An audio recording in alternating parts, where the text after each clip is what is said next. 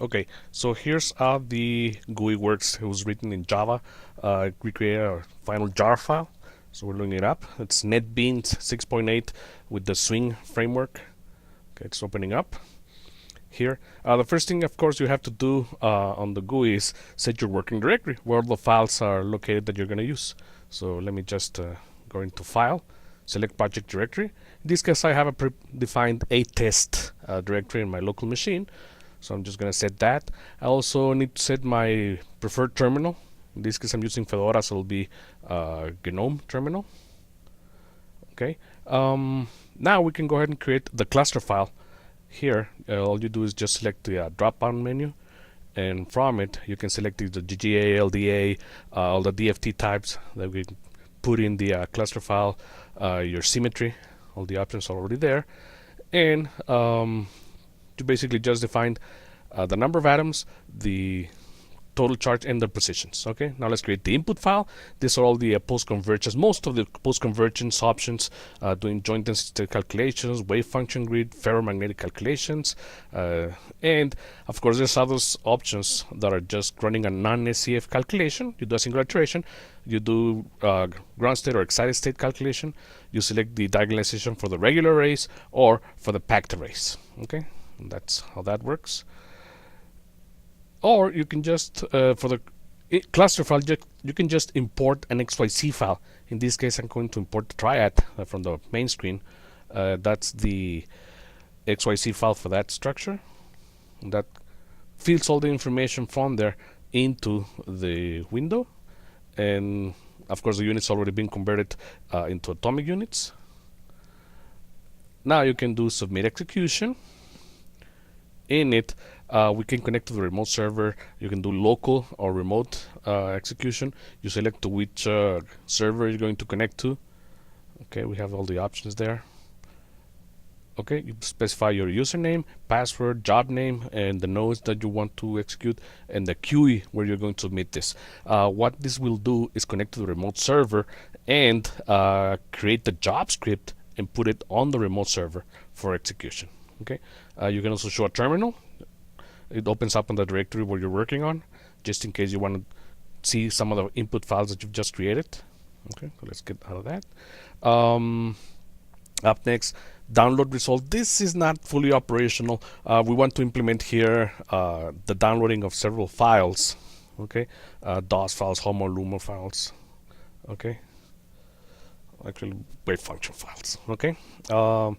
You can also plot density of states. Well, sorry, view structures here. Here, all we'll do is just connect JMol to the GUI. Okay, you can create from that viewing of the structure the cluster file. Okay, go also and plot density of states. Okay, and you can plot a single DOS file, the membership file, or atom type. Let's do the first one, which is just a single density of state file for a single atom. Okay, you select that. You have your options here that you want to put in. Test, we'll put for the graph title, axis 1 and axis 2. Okay, these other options, of course, you can select. Those are directly from GNU plot. Okay, we're just going to select the color here, automatic X and Y axis, or if you want to create a PNG file. Okay, forgot to put the Fermi level. We just draw that in a different color, black, and just use a different thickness. Okay, and just go and generate the plot. That's the Fermi level right there. It already goes and gets it from the files, and there's your file. Okay, you can save this, of course, to PNG or JPEG file. Sorry, PNG files. Okay, now let's do the other item that I have here. I just have downloaded two sample DOS calculations. Okay, let's now change the color to red. Do that again. We again have the Fermi level already converted to electron volts, and there's the plot. Okay, I do have to say that you have to have GNU plot already installed in the system for this to work. Now let's plot from a membership file. A membership file is just a list of a series of atoms that you may want to plot. Okay, let's change to the thickest line for the Fermi level. This membership file is just the sum of those two atoms, and there's the contribution of both. Okay, or you can also plot by atom type. Okay, in that case I had it's in a different directory. I have to go and change to that directory. Here, let me go back to a test GUI, but now it's in this Scandium C80. Okay, now we're gonna plot by atom type. Okay, here you select your different types of atom. The reason I changed directories because on this one I have the map that file. I didn't have on the other calculations, so let's just plot those types of atoms and just generate the plot.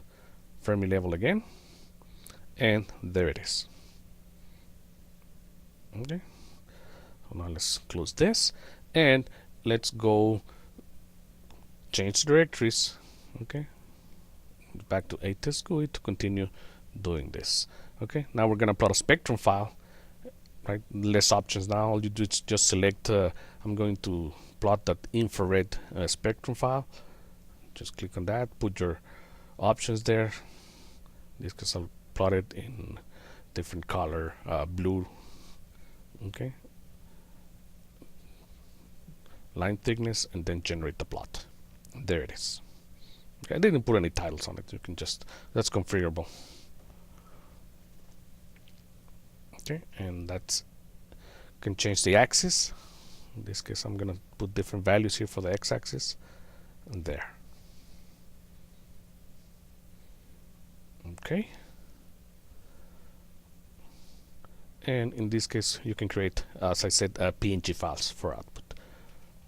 Okay, let's change directories for the next viewing.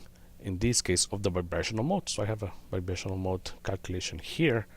Here I'm gonna now create the vibrational plot. This already goes into the BIPs file and converts all the modes to frequencies. So let me select the final geometry here.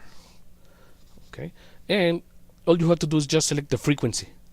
Okay, from this drop down, as I said, this is already processed the bips.out file to put the modes into frequencies. When you do generate, however, it does create an XYZ file, and that contains the mode. In this case, it was mode 133.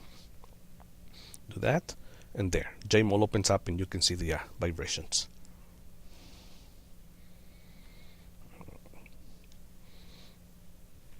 That's it. Okay, and also, let me change directories again.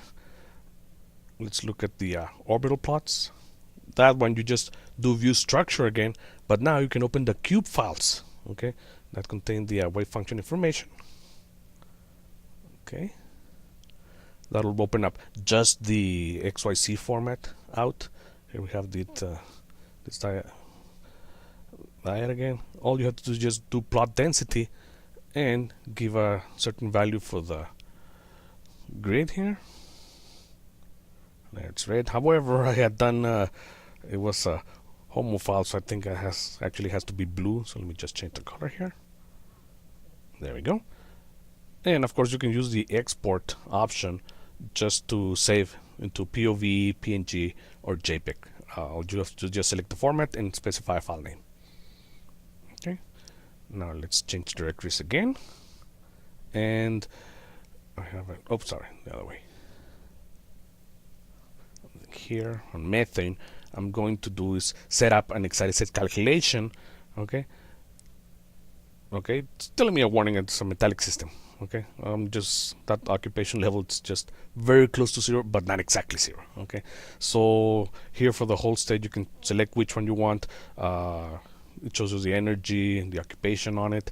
All you have to do is just do OK. Of course, there can be 2 spins in it. This is spin unpolarized calculation.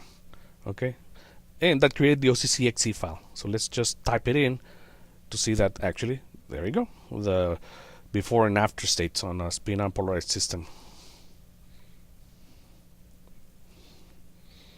Okay, so here we just, this is the file that was created, of course, by the program. Okay, let me just exit back here and go back to the GUI, and that's pretty much it. I'll just show you the about screen here. Okay, with took that original graphics from the original Nrlmol website. Okay, and that's it.